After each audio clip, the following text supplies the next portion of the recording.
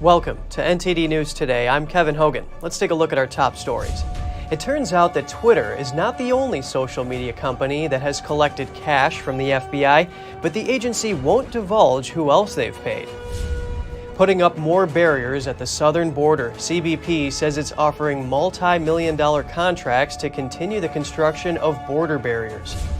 Flight delays, cancellations, a powerful winter storm. The winter holidays are here, but Mother Nature has her own plans.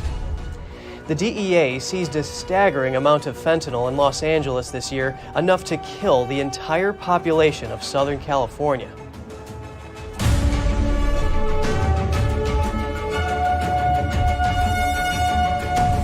The FBI is staying mum on what other social media companies the federal agency gave money to. This after the FBI's payment to Twitter of almost $3.5 million was confirmed.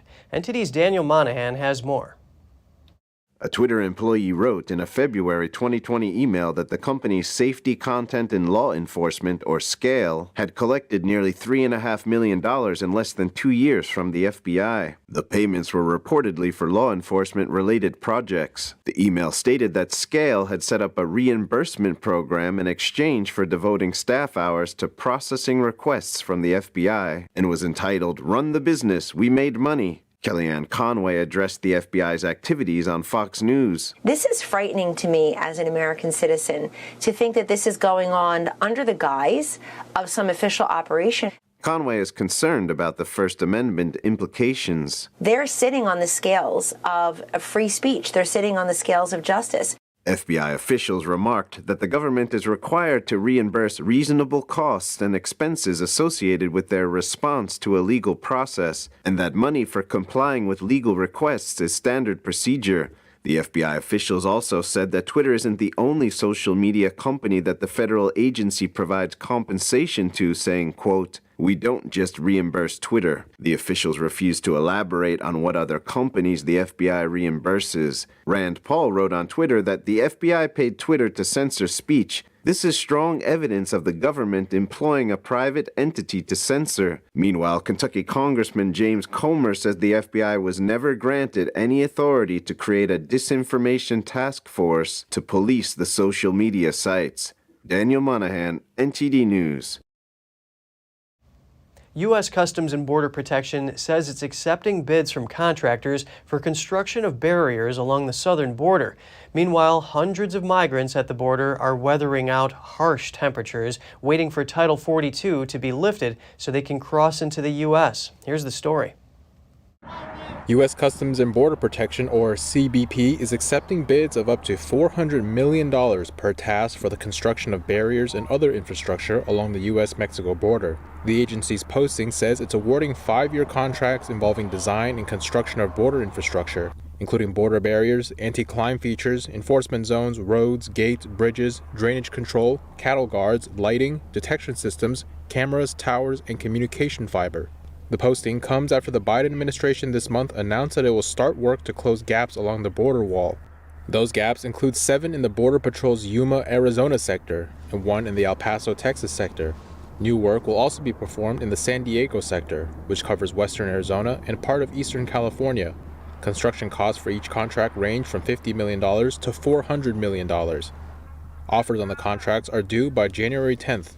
Meanwhile, hundreds of immigrants formed a long line in the cold winter air at the U.S.-Mexico border on Thursday. They're waiting for Border Policy Title 42 to be lifted. Many hoped entry would be easier after December 21st deadline, when Title 42 was set to expire. But the U.S. Supreme Court this week ruled to let the policy temporarily stay in place. We are waiting. Here, they say one thing. Then half an hour later, they say something else.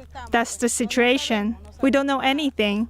They tell us that Title 42 has been extended until December 27th, but there's no response from the judge. There's no official information, so we have to stay here while there's no official information.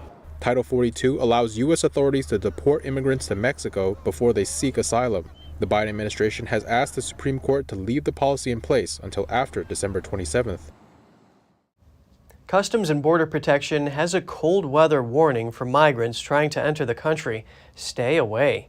The agency put out a video statement urging people not to try to cross the southern border. It says below freezing temperatures over the next several days will make entering the U.S. extremely treacherous. It's not uncommon for illegal immigrants to die in the Texas desert after crossing into the U.S. even during normal weather conditions.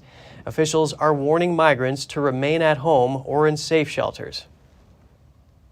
The U.S. Embassy in Mexico issued a security alert to American citizens. That's over potential cartel violence after the arrest of a top drug lord. The embassy says conflicts between police and criminals could erupt.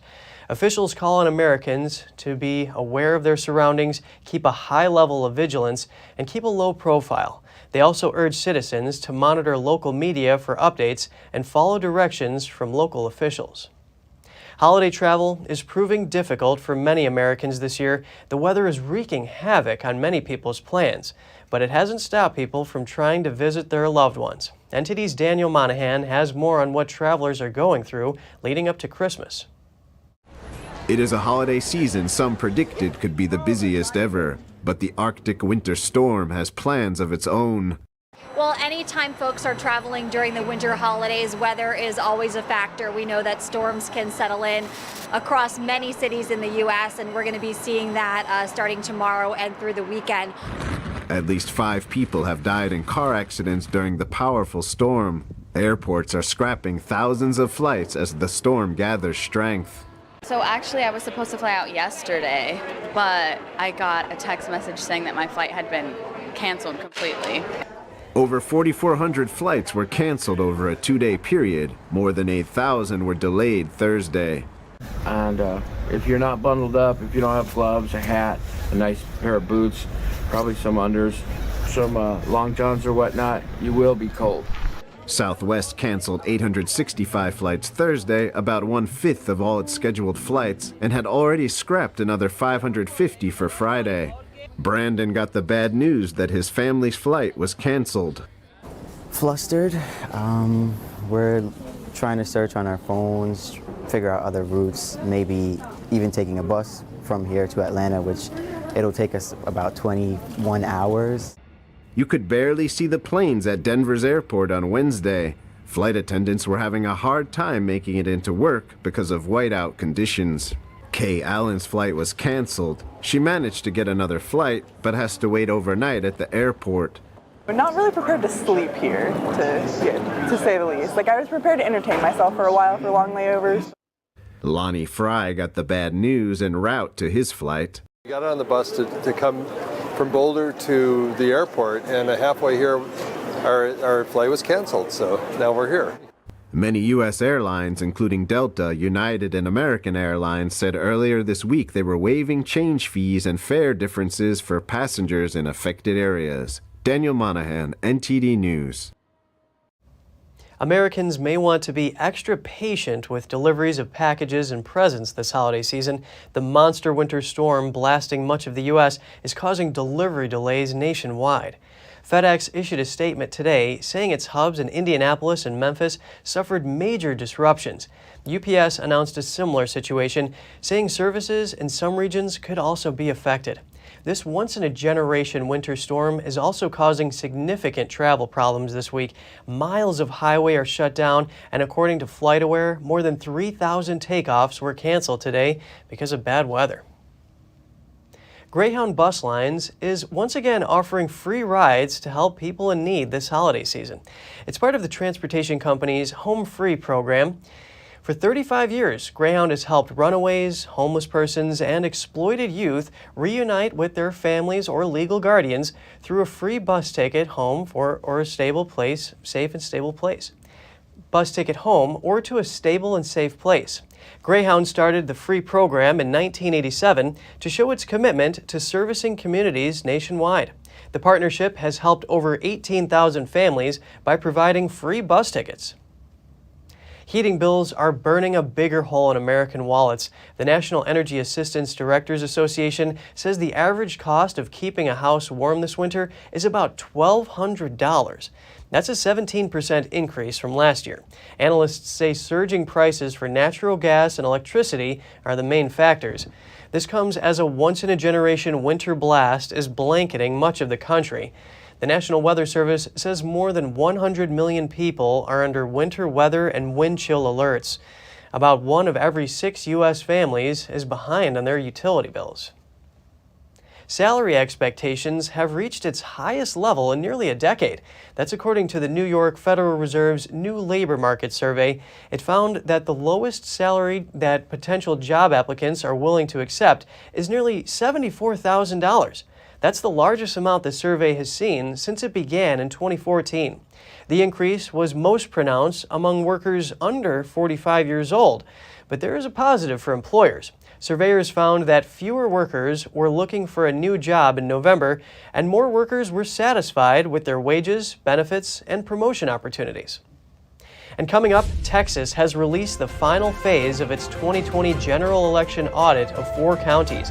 According to the report, 1 county came up lacking and has room for improvement. And Governor Ron DeSantis has his wish granted by Florida's Supreme Court. A statewide grand jury will investigate any wrongdoing related to COVID-19 vaccines in his state. More in just a moment here on NTD News Today.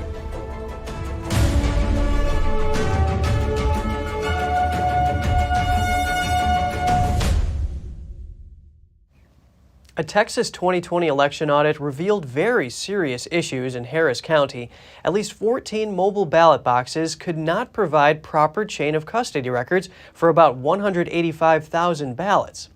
The county failed to provide documentation for the creation of 17 mobile ballot boxes, accounting for almost 125,000 cast vote records. And data for more than 24 early polling places and 8 Election Day polling locations did not match the electronic records. Problems also included the storage of voting records. Overall, the state election audit report says Texas voters can have a very high level of confidence in the accuracy of Texas elections. That is, when state election code and local procedures are followed. It also stated that Tarrant County administered a quality, transparent election with minor findings, and Collin County proved to be the model of how to run elections in Texas. 2 Minnesota counties have agreed to remove duplicate voter registrations from their voter rolls. This after an election integrity group sued them. Nicollet County and Hennepin County recently settled out of court after the Public Interest Legal Foundation, or PILF, discovered the problem and filed claims. Under the federal Help America Vote Act, states must implement a statewide voter registration list that is accurate and removes duplicate registrations. PILF spokeswoman Lauren Biss said that removing hundreds of duplicate registrations has made Minnesota's elections more secure, adding that every duplicate registration provides an opportunity for an individual to vote twice. New York Congressman-elect George Santos says he will address the scrutiny surrounding his resume next week. The newly elected Republican lawmaker tweeted Thursday that next week he will address inconsistencies on his resume and biography. Santos said in the tweet, "I want to assure everyone that I will address your questions and that I remain committed to deliver the results I campaigned on: public safety, inflation, education, and more." The New York Times revealed Monday that parts of Santos's biography appear to be misleading, including his college education and employment history. Santos is expected to join Congress in January. The Republican National Committee has announced the dates for its 2024 National Convention. It will be July 15th to the 18th. It will be held in Milwaukee, where the RNC will formally select the next Republican presidential nominee. It approved Milwaukee as the host city back in August. Milwaukee was originally supposed to host the 2020 Democratic National Convention before it was switched to a virtual format due to the pandemic. The Democratic National Committee hasn't yet picked a city for its 2024 convention. Governor Ron DeSantis wants a statewide grand jury to investigate any wrongdoing related to COVID-19 vaccines. The Florida Supreme Court approved his request yesterday. The grand jury will run for a term of 12 months from the date of impanelment. DeSantis is seeking to investigate Pfizer and Moderna, as well as their executives. He's also asked for other medical organizations to be looked at, those involved in the provision of COVID vaccines in his state. One purpose of the probe will be to determine if any deceitful information was spread about vaccines that were said to prevent COVID-19 infection, symptoms, and transmission. Enough fentanyl to kill the entire population of Southern California. That's what the Los Angeles Division of the Drug Enforcement Administration says was seized this year in the region. The agency, in a tweet, said the amount equates to more than 7 million fentanyl pills, along with more than 1,000 pounds of fentanyl powder. DEA lab technicians estimate it's enough fentanyl to produce over 38 million potentially fatal overdoses of the drug. The agency says this is a stark reminder of the fentanyl threat that is destroying families across the nation. Los Angeles is labeled as a major transshipment hub for fentanyl and other drugs. Staying in California, a small plane crash-landed on Santa Monica Beach just south of the iconic pier on Thursday. Eyewitness video showed the aircraft sitting upside down on the shoreline near the pier during sunset, surrounded by police and bystanders. The single-engine aircraft made an emergency landing on the beach. It was later towed away from the scene. According to the Los Angeles County Fire Department, 2 people were trapped in the wreckage. Rescuers extricated both passengers from the plane and sent them to the hospital. Authorities didn't give further details on their conditions. According to local media, the aircraft departed out of Santa Monica Airport on Thursday. Data from the flight recording show that the pilot originally planned to fly to Malibu, but began experiencing engine trouble near the Pacific Palisades. Racers, engineers, and entrepreneurs across the country are converting vintage cars into electric vehicles. In some cases, the modified rides are even faster than their gas-powered counterparts. NTD's Andrew Thomas has more. Car battery technology is advancing, and it means car enthusiasts are converting their classics into electrics, like Kevin Erickson with his 1972 Plymouth Satellite. This is my 1972 Plymouth Satellite, which I now call Electrolyte. It's 100% battery electric. It's a conversion that I built as an experiment to try to revive or bring old cars into the future with the modern technology. Erickson embarked on a 1.5-year-long project to modify the car into an EV. He used a motor, battery packs, and the entire rear subframe from a crashed Tesla Model S. He's put about $60,000 into the project. It's 0 to 60 in 3 seconds, and that's because of the 636 horsepower, top speed about 155, quarter mile, 12-second flat, but it can still handle. This is not just a straight line car, it handles like a Corvette. Jonathan Klinger is Vice President of Car Culture for Hagerty Insurance. He said converting classics into EVs is growing in popularity. Electric vehicles deliver some pretty astonishing performance just by the nature of the mechanics of how they work. And so the fact that some people, even though it's a small percentage of the enthusiast population, are interested for performance, it's not surprising to us at all. Sean Moudry co-owns Inspire EV, a small conversion business in suburban Denver. He recently modified a 1965 Ford Mustang. The 1.5-year-long project cost more than $100,000. We thought more a 1.5 years ago was be more niche-y or for people with super high budgets, you know?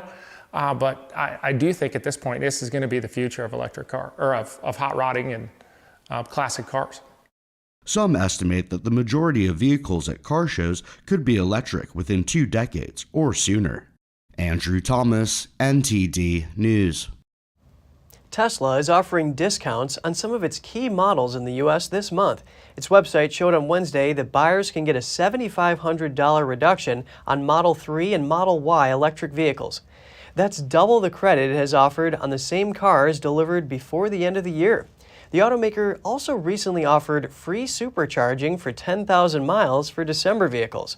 Tesla's move comes just days after the U.S. Treasury Department delayed restrictions on EV incentives until March. It means Teslas and other U.S.-made electric vehicles are likely to temporarily qualify for the full $7,500 credit.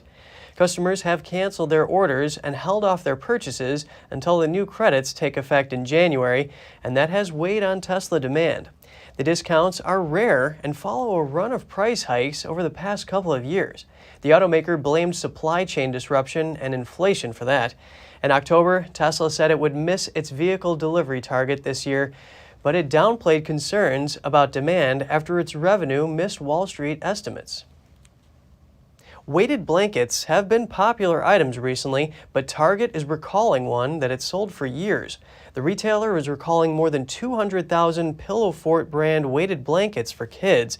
The problem is children can get trapped inside the blanket if they unzip the cover. Target has received 4 reports of it happening. 2 of the kids died. That was back in April, and the girls were 4 and 6 years old. The blankets were on Target's shelves from December 2018 until September this year. Anyone who bought one can return it for a refund. If you own a Samsung top-load washing machine, there's a recall you should know about. Samsung is recalling more than 650,000 machines with super speed wash because of a fire hazard.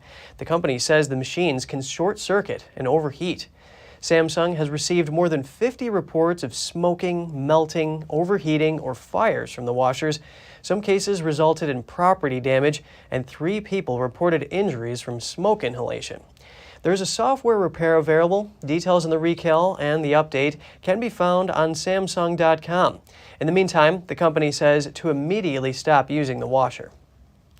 And just ahead, TikTok's parent company Bytedance admits that user data from 2 journalists was compromised. The admission comes as the company is under heavy scrutiny over privacy concerns and a proposed ban on government devices.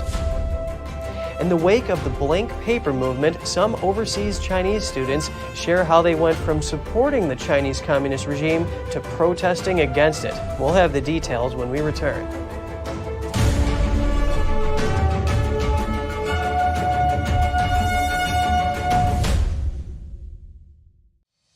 We're entering an unprecedented period of economic turmoil. The economy is unstable, our government is in shambles, and the global war on energy has created a domestic crisis.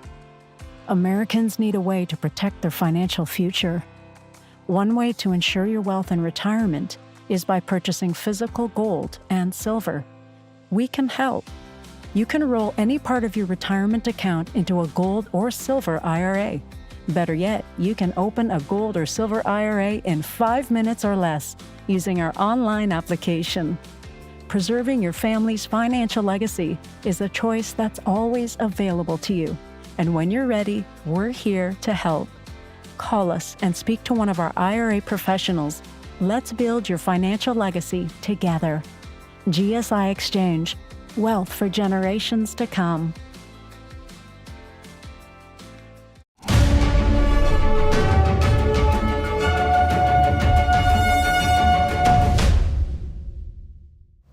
Good to have you back. TikTok's parent company Bytedance admitted yesterday that some of its employees improperly accessed the user data of 2 journalists.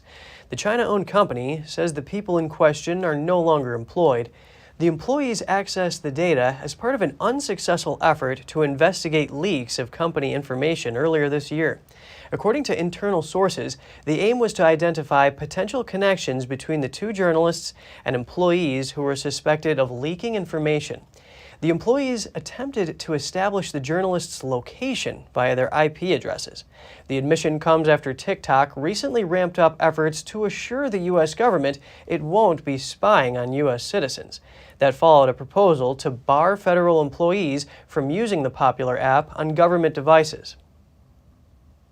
Next, we turn to some stories behind the blank paper movement happening among Chinese people. Some Chinese students in Canada shared what they described as their awakening stories with us, from being supporters of the Chinese regime to protesters fighting against totalitarianism. Here's what they had to say. Young Chinese people have largely stayed silent about the regime in past decades, but a recent fire incident in a Xinjiang neighborhood has triggered a shift. Road blockades, set up as part of local COVID-19 measures, blocked fire trucks from entering a neighborhood where a building had caught fire to rescue those inside. Protests across China against the country's zero COVID-19 policy followed. Because the protesters held blank sheets of paper, the movement has been dubbed the Blank Paper Revolution. Chinese nationals in other countries also held events to support the movement inside China. The Chinese language version of NTD spoke with some Chinese students in Canada to hear about why they've chosen to stand up against the Chinese Communist Party, or CCP. Supporting the Blank Paper Revolution is something I think I have an obligation to do. I really love this country, China. I love these people. I want to protect them. I want to do something to end their suffering. I may be more concerned about certain values, such as freedom, fairness, human rights, and justice. Some protesters say they went through an awakening process. Some were among the ranks of China's so-called Little Pinks, a term used to describe young people who staunchly support the Chinese Communist Party. It is not a one-day issue to realize how vicious the whole system in China is. I have indeed been a relatively loyal little pink, but after getting in touch with the dark side of the Chinese Communist Party, I realized what really weighed on the Chinese people. It's the Communist Party. After this realization, Wester Yang became active in supporting freedom and democracy in China. Now he's the president of the Canada-based Assembly of Citizens, an association of students from China. Its mission is to fight, in its words, the totalitarian Chinese regime. Free internet access is playing a big role in the shift for Chinese students. After breaking through the internet blockade in China, I basically got a basic knowledge of those things the Communist Party covered up, like the June 4th Tiananmen massacre. After I came to Canada for college, I gradually started paying attention to the human rights lawyers in China. They say they hope the movement against the CCP will continue. On the road of anti-communism, no one is alone. I used to think that anti-communism was a choice, but now I think it's a responsibility. NTD News. China's three-time weightlifting Olympic champion Liu Xiaojun has been temporarily suspended after testing positive for a banned substance. This is according to the International Testing Agency, or ITA, on Thursday. The ITA says Liu returned the sample during an out-of-competition test on October 30th, and he tested positive for a prohibited peptide hormone. The ITA oversees the bulk of the International Weightlifting Federation's anti-doping program. The Chinese Weightlifting Association did not immediately respond to a request for comment.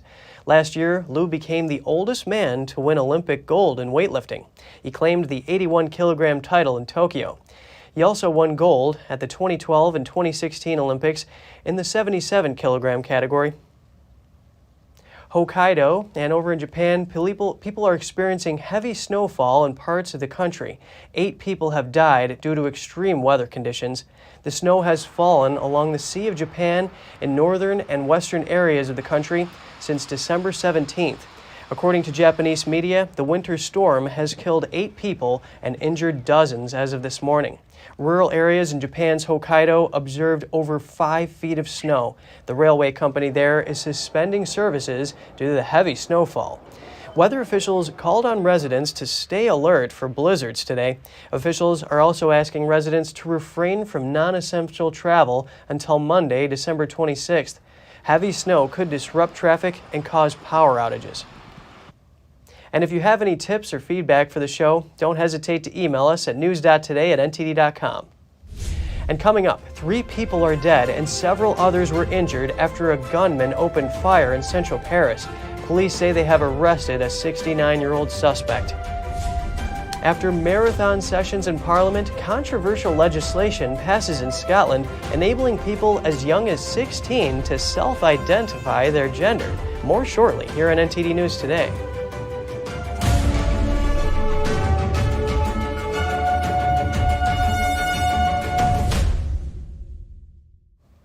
A tragedy in central Paris today. A gunman opened fire at a community center, killing 3 people and injuring several others.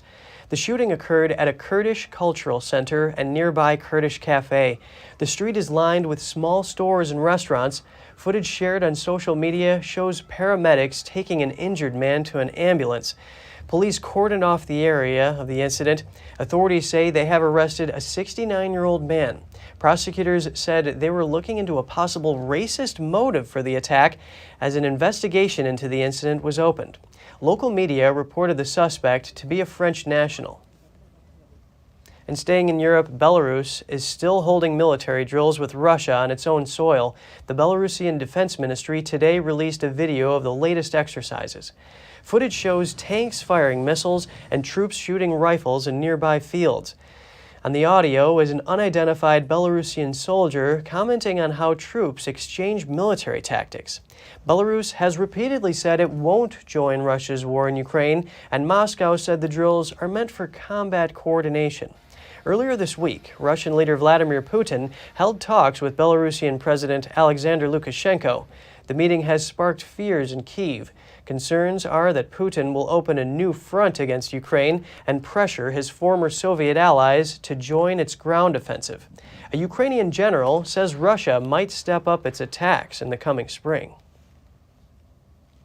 And talking about Russia, North Korea is denying reports that they supplied munitions to Russia. The allegation was first reported in Japan's Tokyo Shimbun newspaper. The report said that North Korea had shipped artillery shells to Russia via train through their shared border last month, and that more were expected in the weeks to come. The White House said on Thursday a private Russian military company, the Wagner Group, took delivery of an arms shipment from North Korea to help bolster Russian forces in Ukraine. The UK also said it had come to the same conclusion and condemned the move.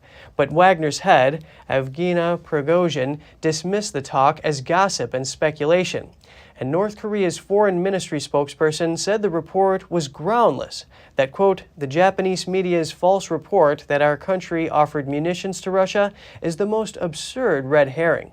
The statement did not make any mention of Wagner, and the Russian mission to the United States in New York did not respond to a request for comment. The Scottish Parliament has passed a controversial gender bill. It means an individual will be able to self-identify as a different gender without a medical diagnosis. But there have long been concerns these new laws could impact the safety of women and harm vulnerable children. It came amid protests from both sides of the debate outside Holyrood. Scottish National Party politician Joanna Cherry said she's received death threats for speaking critically about the bill. Here's NTD's Jane Worrell with more. And the Gender Recognition Reform Scotland Bill is passed. Members of the Scottish Parliament voted for the Gender Recognition Reform Bill by 86 to 39. From the public gallery, cheers from supporters, as well as people voicing their opposition. The next, we will suspend business. The new laws will lower the age for people who wish to legally identify as a different gender from 18 to 16 years old and remove the requirement for a medical diagnosis. 9 Scottish National Party members opposed the legislation, with one minister resigning over it this year. There are fears the new process could make it easier for sexual predators to pretend to be women. It comes amid protests outside Holyrood. Among those there was Edinburgh South West MP from the SNP, Joanna Cherry. She said she's been threatened and was sacked from a spokesperson role in Westminster for speaking critically about the laws. In my case, I was kicked off the SNP front bench for speaking up for women's rights and for lesbian rights, and I've also received rape and death threats, and as is a matter of public record, I've had no public support from my political party despite those rape and death threats. So I think many parliamentarians are just trying to keep out of this debate because they're afraid to speak up. There were marathon debates with members of Scottish Parliament on Thursday, but it's not likely the end of the debate. The legislation could face a legal challenge from the UK government. Scottish Secretary Alistair Jack said after the final vote, Westminster will consider action in the Supreme Court. The new rules are expected to come into force next year. Jane Worrell, NTD News. Spanish police just busted one of the FBI's top 10 most wanted criminals. Authorities say this is the first such arrest to occur in the country. The fugitive is known as MJP, and he is a citizen of New Zealand. He was caught at a hotel in Madrid. MJP was sentenced to life in prison for sexual exploitation, sexual assault, and producing audiovisual pornography. Police said he recruited underage girls and young women by deception between 2012 and 2019. The suspects posted ads online claiming to offer modeling jobs, but were actually engaged in illegal recording. He paid other women to convince the victims that the footage wouldn't be published online. He earned more than $17 million from these activities. He then fled the U.S. and made it onto the FBI's top 10 most wanted list. To date, only 57 fugitives on that list have been caught outside the United States. An employee of Germany's Foreign Intelligence Service has been arrested on suspicion of treason. That's for allegedly passing secret information to Russia. The man was arrested in Berlin. He's a German citizen who was identified only as Carsten L., which is in line with German privacy rules. He's an employee of the Federal Intelligence Service, or BND. Authorities searched his apartment and workplace, and also the apartment of one other person. Prosecutors gave no details on the second person. They said the BND employee passed information he acquired in his work to a Russian intelligence service, which they didn't identify. The suspect was brought Thursday before a judge who ordered him held in custody pending a possible indictment. The investigation is being conducted in close cooperation with the BND. Croatia will start using Europe's common currency, the euro, starting January 1st. This marks a historic move 3 decades after the country split from the former Yugoslavia. Croatia's prime minister says they would be the only nation in history to join both the Schengen and Eurozones on the same day. The Balkan country will be the 20th to adopt the euro. Croatia's national currency is kuna. It was introduced after the country broke away from Yugoslavia. Croatia joined the European Union in 2013. To adopt the euro, the country must meet a stringent set of economic conditions, including having a stable exchange rate, low inflation, and sound public spending. The country is now ready for a currency switch. Most of the cash handling equipment has been adjusted to take euro banknotes and coins. Croatian kuna and euro will be in dual use for cash payments for 2 weeks. After that, cash transactions will be in euro only. And just ahead, champagne sales may hit a new high during the Christmas season, despite the rising inflation. Producers talk about this with optimism. And with Christmas just around the corner, we take a look at what makes the best mince pie. Stay tuned for more on that when we return.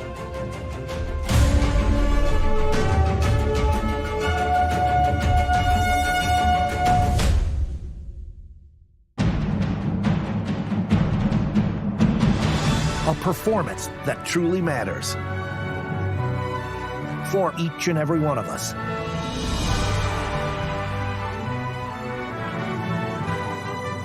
This is what you've been waiting for. See it at least once in your lifetime. Get tickets now at shenyun.com. Freedom is not free, and neither is the truth. In order to bring you the facts, our reporters are out there on the front lines getting the true story. Some of them served 10 years of prison in China. We've been censored on social media. Our Hong Kong printing offices were set on fire, and we've been repeatedly attacked by the Chinese Communist Party. But no matter what, we believe that you deserve the truth, and so we continue to bring the truth to light. Head on over to getepic.com and try honest journalism that is based in truth and tradition. We'd love to have you on board.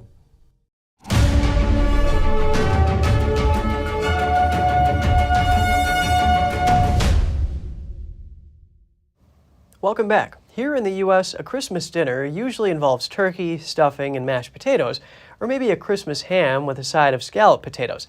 However, for most Poles, no Christmas would be complete without carp for dinner. But with prices rising, shoppers whose budgets are already stretched by surging inflation are having to spend more for their favorite festive fish. Poles hold their main celebration on Christmas Eve, with carp as the centerpiece of a 12-dish feast that is traditionally meat-free. With inflation and Poland's economy deep in double-digit territory, fish farm owner Michal Gorski says rearing carp has become much more expensive. He's had to hike the price from last year's minimum of $4.10 per kilogram to $6.80. However, some shoppers, like Eva Hunkiewicz, aren't put off by the high price. I can't imagine Christmas Eve without carp. I can't imagine there could be some other fish on the table. I don't pay attention to the price. That's why I'm here. No matter how much it costs, it has to be served at the table. But a survey cited by Politica Weekly showed others may not feel the same. It said as many as 40% of respondents did not want to buy carp this Christmas. Another highlight of the Polish Christmas season is gingerbread, but not always as a snack. A Polish miniature rail company has built gingerbread cities for the holidays this year. Their designs came from 2 small towns in southern Poland. The gingerbread cities came equipped with churches, houses, medieval town halls, zoos, and castles. Some even feature the style of Grimm Brothers fairy tales. The winner of the 2019 International Cake Decorating Competition created the buildings. Each city required more than 300 eggs, almost 800 pounds of sugar, and hundreds of kilograms of honey and spices. The trains were made of chocolate. While the structures are intended to be ornamental, they're virtually safe to eat. Champagne sales are expected to reach a new record high this year. Despite inflation that could have made consumers shun the expensive bubbly, producers are optimistic going into Christmas and year-end celebrations around the world. Let's take a look. Champagne makers have a reason to celebrate. Sales of the expensive bubbly reached an all-time high last year, with 320 million bottles sold. They expect the trend to continue this year. We have consumers who are perhaps less affected by inflation than others. And we notice that since the end of the pandemic crisis, people want to treat themselves. They want good products and they want to celebrate. He described this year's wine harvest in the French region of Champagne as miraculous. It was almost 50% above the 5-year average due to good weather conditions. Export sales are also expected to reach record highs. Champagne's 3 main markets, the UK, Japan and the United States, are doing very well. I take the example of the United States. It's estimated that we have recruited 1 million consumers who have learned to consume champagne differently. They used to consume it outside of their homes, in restaurants or nightclubs. They continue to do so, but they are now also consuming it at home. Champagne prices have risen this year as winemakers passed on a hike in costs, notably for bottles and transport. As harvesting is done manually, the energy crunch has less impact than on more energy-intensive sectors. With Christmas almost upon us, we take a closer look at one of the staple delights, the mince pie. Mince pies date back to the 13th century with recipes brought over from the Middle East during the Crusades. They used to include meat, but now they're filled with fruit, and they weren't always circular. NTD's Malcolm Hudson found out what makes the best mince pie. Mince pies. Delicious mince pies. They are a quintessentially British tradition that dates back as far as the Crusades. Their recipe has changed many times over hundreds of years. But what goes into the composition of the perfect pie? Opinions abound about the perfect mince pie.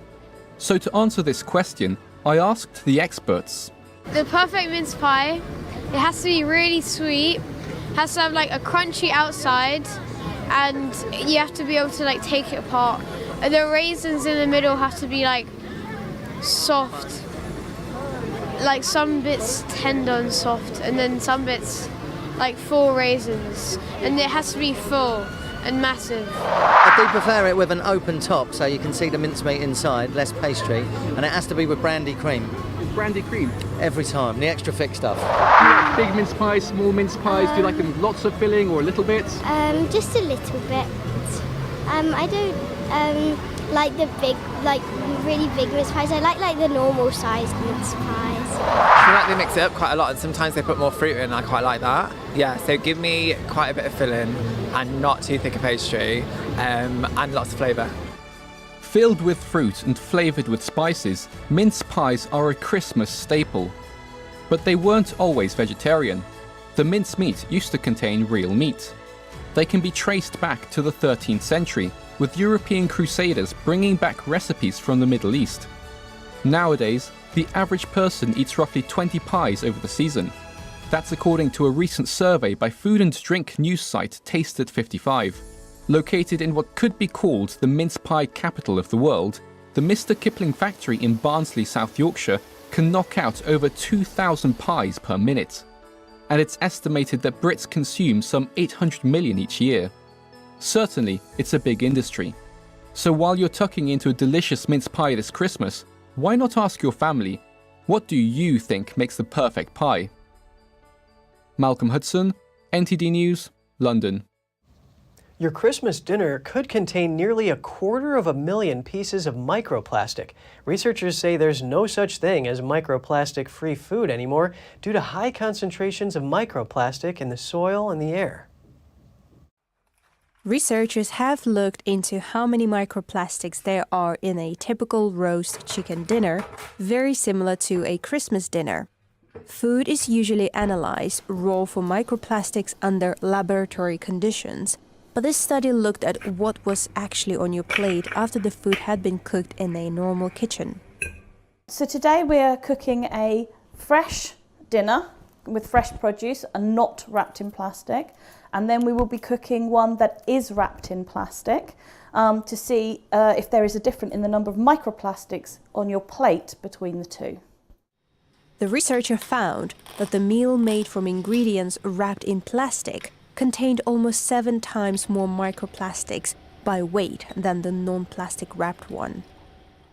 If you were eating an equivalent wrapped dinner every day for a year, you'd be eating about 10 grams of plastic. That's the equivalent of 2 of these a year.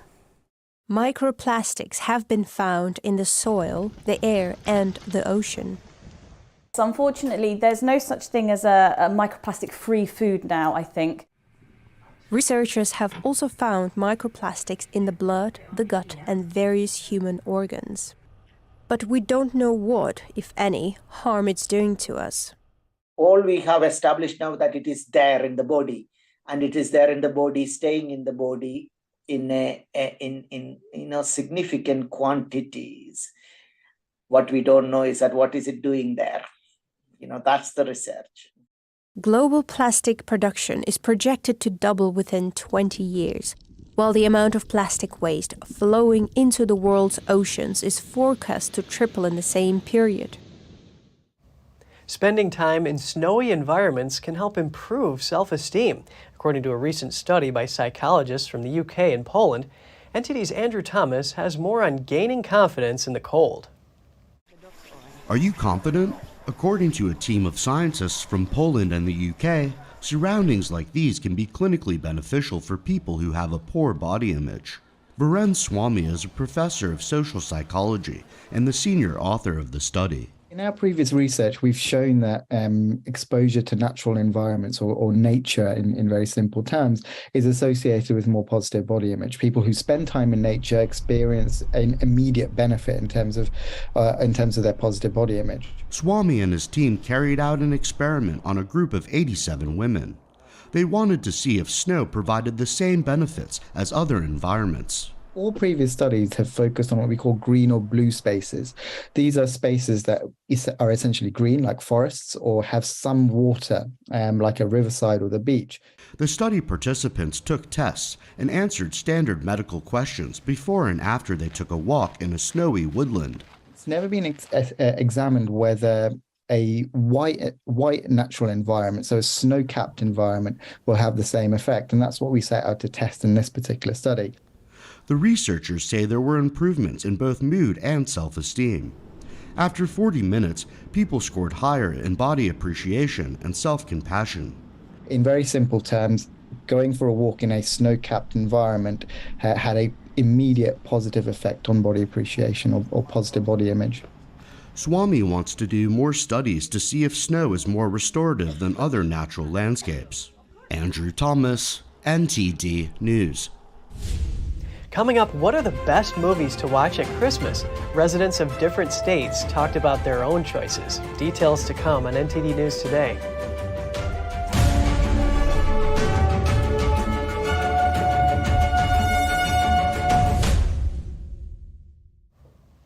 If you want to live like Santa Claus, plan to pay a pretty penny for a North Pole pad. Zillow says Kris Kringle's property is now worth over $1 million, $1,154,137 to be exact. Of course, the property is not real, but still, that's a value jump of 12% over the past year. According to the real estate listing website, St. Nick's home sits on 25 acres and was constructed in the 1800s. It features 3 bedrooms, 2 bathrooms, and a floor-to-ceiling fireplace. There's also accommodations for the elves and a gourmet kitchen for baking.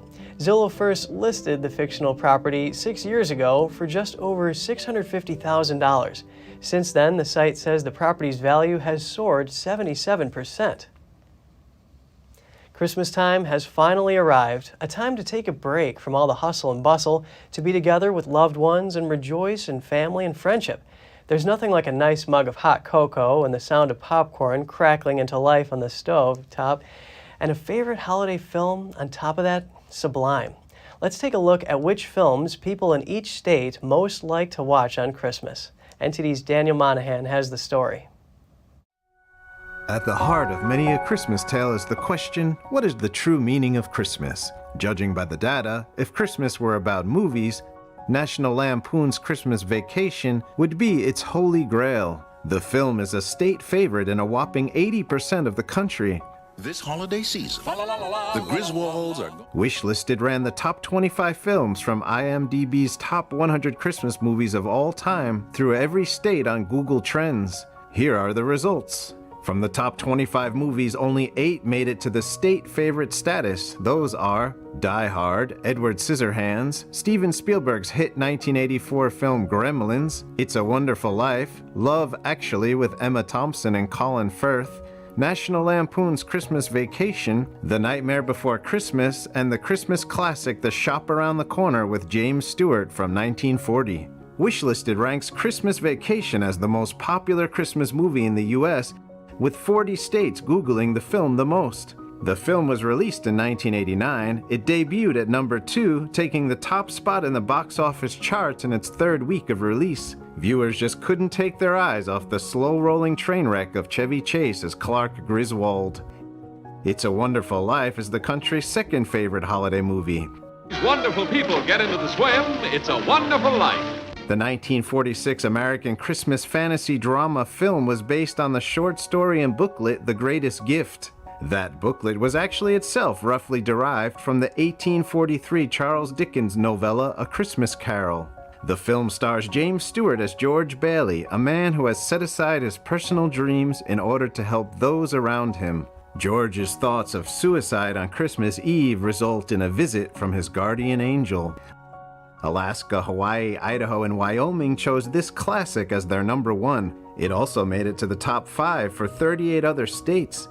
Although only reaching number 1 in Arkansas, Die Hard made it to the top 5 for 38 states. That makes it America's 3rd favorite holiday movie. A New York cop, John McClane, has come to see his wife. I missed you. Die Hard is a 1988 American action film. It is based on the 1979 novel Nothing Lasts Forever by Roderick Thorpe. The movie follows New York City police detective John McClane. It's Christmas Eve and he's trying to get home to his family. He ends up getting tangled up in a terrorist attack on a Los Angeles skyscraper. The 4th favorite Christmas movie in the U.S. is The Nightmare Before Christmas by Tim Burton. An extraordinary world filled with magic and wonder. The 1993 movie tells the story of Jack Skellington. Jack is the king of Halloween Town who happens upon Christmas Town and soon endeavors to take over the holiday. Meanwhile, rounding out 5th place is Home Alone, which tells the tale of Kevin McAllister. Did we miss the flight? No, you just made it. They forgot one small thing. His family accidentally leaves him behind on their Christmas vacation to Paris. He ends up being forced to defend his suburban Chicago home from robbers. Now it's time for some fun facts about Christmas films in the U.S. Which state is most obsessed with National Lampoon's Christmas Vacation? Well, that would have to be Iowa. According to Wishlisted, a mere 4 states didn't have Christmas Vacation in their top 5. Those are Georgia, North and South Dakota, and the U.S. territory Puerto Rico. Another interesting tidbit is that people across the nation most search for Christmas movies on Christmas Day itself. Just 2 of the 25 movies on our list didn't place in the top 5 anywhere. Trading Places with Eddie Murphy from 1983 and Silent Night from 2002. As far as genres go, comedy, drama, and fantasy are the most frequent of the 8 state-favorite Christmas films. 7 of the films are from at least one of those genres. Now for some outliers. Only 12 locations don't search for Christmas Vacation the most when trying to find a Christmas movie. Most of these states have low populations. In fact, the 5 least populous states in the U.S. all prefer a film other than Christmas Vacation. Arkansas folks are tough, so their choice is a no-brainer. Die Hard, starring one of America's favorite tough guys, Bruce Willis. Well, Georgia does have a great counterculture community in Little 5 Points, Atlanta, and Edward Scissorhands sure would fit right in there. Puerto Rico and Vermont both go in for the weird on Christmas Day with their choice of Gremlins. Something about the beautiful nature of Hawaii, Alaska, and Wyoming, or perhaps plains in the case of Idaho, makes their selection of It's a Wonderful Life completely understandable. North Dakota folk must be romantic as they came with Love Actually from 2003, while their southern brother South Dakota and the District of Columbia like it freaky with The Nightmare Before Christmas. And last but not least is Delaware with The Shop Around the Corner from 1940. Well, hey, it's Delaware. Where is that again? Would it interest you to know which states have the most Christmas spirit? Utah did the most searching for the top 20 Christmas movies. It came out on top with a whopping 12 spots in the top 5. Not to be outdone, West Virginia came in second as a top 5 searcher for 11 movies, and New Hampshire came in third with 7. And which states are the biggest Grinches? That's Hawaii, Florida, Mississippi, New York, and Louisiana. These states did not make it into the top 5 searchers for any of the movies on the list. Now be sure to listen to your mom and watch your posture, and don't stuff yourself with too much popcorn. Daniel Monahan, NTD News. Here at NTD, we want to wish you a safe and happy Christmas and holiday season. Thanks for tuning in. I'm Kevin Hogan, NTD News, New York City.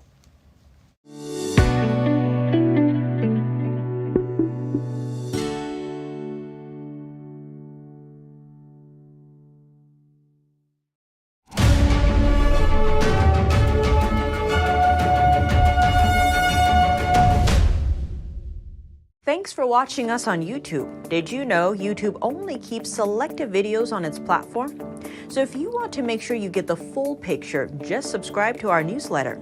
Go to newsletter.ntd.com and sign up. It's free.